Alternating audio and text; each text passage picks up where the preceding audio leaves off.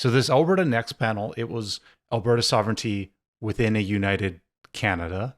In a way, this is kind of like a consensus finding slash they're kind of probing the public in a way, but it's hard to know. Like you only get a small sample. It is something that the UCP could say like, well, here's how we advocated for Alberta sovereignty within a united Canada.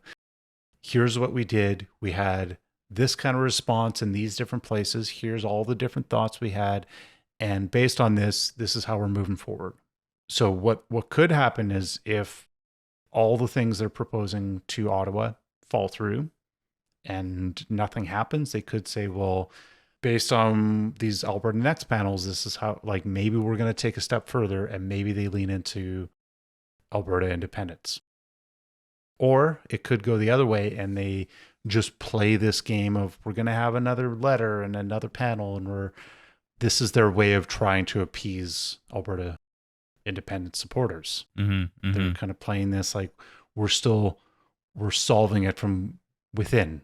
I don't know what your thoughts are on that. Well, you kind of said it in a way that was interesting before we hit record, where you said, are they shooting down the middle? They got two targets and they're shooting down the middle. With like, well, Danielle Smith is an interesting one because the people who know her and the people who we've interviewed, like Bruce Party and Marty up north, guys who know her on a more personal level, kind of, they're a little coy about it because I don't know if they maybe want to say too much, but they get the idea that she's kind of like she's a true libertarian, like independent at heart.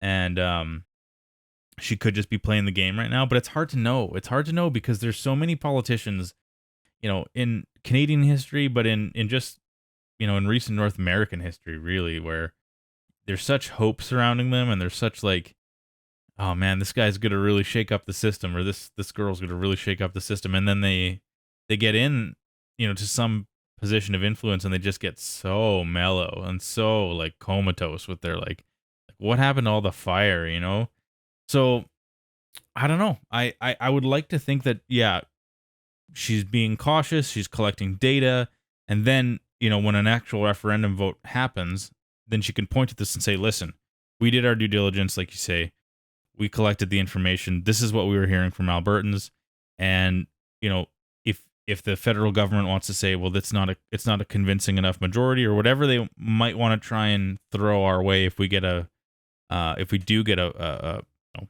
what we believe to be a convincing majority vote for independence, then she can point to all of this documentation of like, here's the video evidence of what we had.